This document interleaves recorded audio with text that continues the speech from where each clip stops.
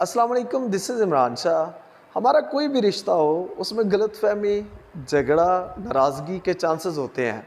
ये एक नॉर्मल चीज़ है, हो जाता है, बुरा नहीं है। बुरा ये तब होता है कि अगर ये तूल पकड़ जाए।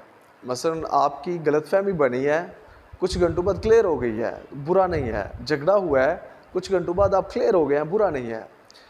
बुरा ये या बुराई की शक्ल ये तब अख्तियार करता है कि जब आप क्लियर नहीं होते, गलतफ़हमी है, अंदर ही है और बढ़ती जा रही है।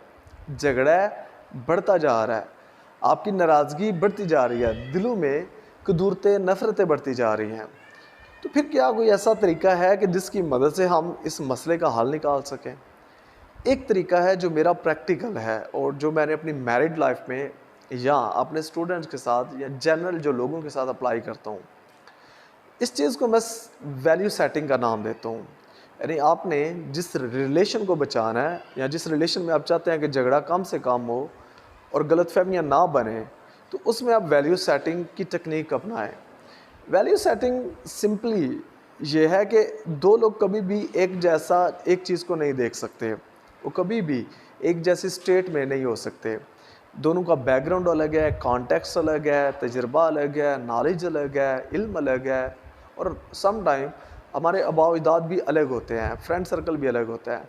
तो ये एक नामुमकिन है कि दो लोग एक ही चीज़ को एक जैसा देखें। तो इस चीज़ को यानी इस गैप को ख़त्म करने के लिए वैल्यू सेटिंग हम ऐड करते हैं। अब वैल्यू सेटिंग से क्या मुराद है? आप बताएं आपके लिए क्या अहम है, मैं बताता हूँ मेरे लिए क्या अहम है। फिर हम दोनों तय कर लेते हैं कि हमने कौन सी चीज़ें हैं जो एक दूसरे से एक्सपेक्ट करनी है और कौन सी चीज़ें हैं जिन पे हमने एक्सपेक्टेशन नहीं लगानी।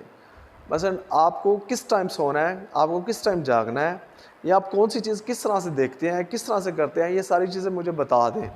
और ठीक ऐसे ही मैं भी आपको ये चीज़ें बता दूँ और उसके बाद हम म्यूचुअली एग्री कर लें, यानी कि मैं भी और आप भी एग्री कर लें कि जी ठीक है, हम ऐसा ही करेंगे। यानी कि मैं आपको इस चीज़ पे फ़र्ज़ कर लें कि ये चीज़ अगर आप करते हैं तो मैं आपको ब्लेम नहीं कर सकता या कर सकती, ठीक है।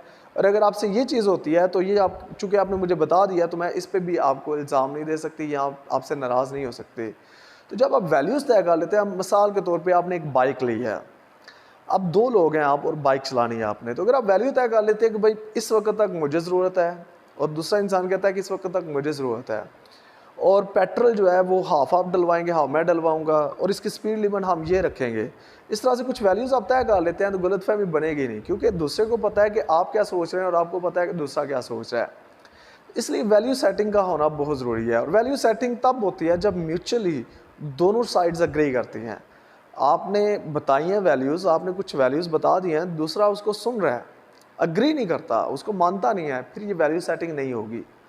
अब वैसे तो हर इंसान की वैल्यूज़ अलग अलग हो सकती हैं, लेकिन कुछ जनरल वैल्यूज़ हैं जो हम हर रिलेशन में अप्लाई कर सकते हैं, और वो ऐसी कॉमन वैल्यूज़ हैं कि मुझे लगता है कि अगर आप उन 3 वैल्यूज़ को ही फॉलो कर लें तो आपके रिलेशन में गलतफहमियाँ, झगड़े, नाराज़गियाँ, कदूरतें, दूरियाँ, ये सारी चीज़ें ख़त्म हो जाएंगी। उसमें जो पहली चीज़ है वो ये है कि don't doubt the intent of others. दूसरों की नीयत पे शक ना करें। एक बंदे से गलती होगी है, वो गलती उसका एक अमल है, उस अमल को बुरा कहें। जब हम उस अमल की बजाय हम उस बंदे को, उसकी नीयत को लेबलाइज करते हैं, उस पर डाउट करने लगते हैं, तो फिर वो बंदा कभी भी हमारे साथ ईजी फील नहीं करता। मसलन मैंने आपको बोला है कि आपने 4 बजे के करीब फ़र्ज़ कर लें कि आपने जग में पानी ला के रख देना है। आपने पानी ला के नहीं रखा और आप भूल गए हैं। अब मैं यहाँ पे फ़र्ज़ कर लो कि आपकी नीयत पे शक करने लग जाऊँ कि आप शायद पानी रखना ही नहीं चाहते, आप शायद मेरी बात ही नहीं मानना चाहते, वगैरह वगैरह। तो ये है कि नीयत पे शक करना, जबकि एक्चुअल में हो सकता है उस बंदे को याद ही ना रहा हो। तो हमेशा याद रखें, हमें दूसरों की नीयत पे शक नहीं करना। अगर हम नीयत पे शक करते हैं तो 100% मेक इट श्योर, लिख लें कि वो बंदा कभी भी आपके साथ ईज़ी फील नहीं करेगा, वो आपसे दूर होता जाएगा, चाहे वो इंसान कोई भी है। अब नीयत पे शक करने से एक और अगर हम इसकी मिसाल लें तो फ़र्ज़ कर लें कि एक बच्चा है, उससे ग्लास टूट गया है। तो अगर आप कहते हैं ना कि आपने फिर ग्लास तोड़ दिया, तो इसका मतलब क्या है कि आप उसको कह रहे हैं कि तुम चूँकि पहले भी ग्लास तोड़ते हो, तुम्हारा काम ऐसा है, तुम्हारी नीयत ऐसी है और तुमने फिर तोड़ दिया है। तो इस तरह की जो चीज़ें होती हैं ना, तुमने फिर कर दिया, तुमने ऐसा क्यों किया, तुम हो ही ऐसे, ये जो चीज़ें हम कह देते हैं, ये इनडायरेक्टली नीयत पे शक होता है। एक तो होता है वाज़ेह लफ्ज़ों में शक, कि आप ऐसे हैं, मैं वाज़ेह लफ्ज़ों में बोलूँ। एक है कि मैं अपने अंदर ये सोच लेता हूँ कि ये बंदा है ही ऐसा, ये कभी भी छोटे भाई को, बहन को, मुझे या इसको इज़्ज़त दे ही नहीं सकता, ये एहसास कमतरी का शिकार है, वगैरह, वगैरह, वगैरह। जबकि हकीकत ऐसी नहीं होती। तो हमेशा दूसरों की नीयत पे शक करने से बचें। दूसरी अहम चीज़ है वो ये है कि अवॉइड इज़म्पशंस, अवॉइड बैड इज़म्पशंस।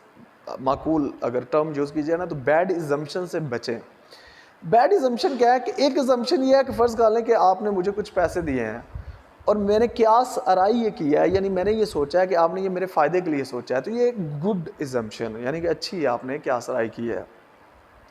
लेकिन फ़र्ज़ कर लें कि आपने पैसे मुझे नहीं दिए जबकि मैंने मांगे हैं, तो मुझे यहाँ पे बुरी इज़म्पशन अगर बन गई है तो इसको पहले तो अवॉइड करना चाहिए, मुझे बुरी इज़म्पशन बनानी ही नहीं चाहिए। लेकिन अगर बन जाए तो फिर उसको फ़ौरी तौर पे क्लियर कर लेना चाहिए।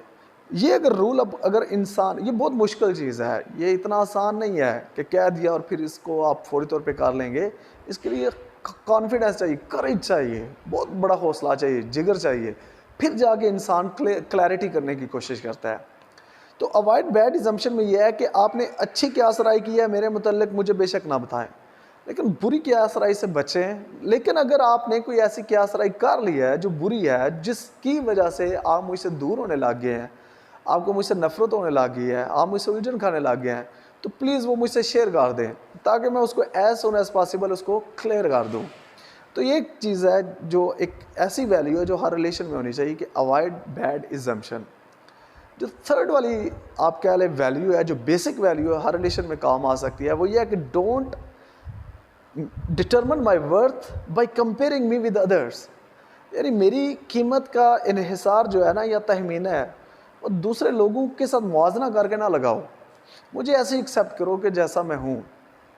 मसलन लेट्स इमेजिन आप मुझे इसलिए अहमियत देते हैं, फ़र्ज़ कर लें कि कोई दूसरा इंसान बुरा है, तो ये आप गलत कर रहे हैं।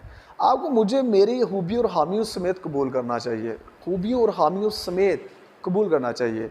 और आपके जहन में अक्सर होता है कि हम कंपैरिजन कर देते हैं, मुआवजा कर देते हैं।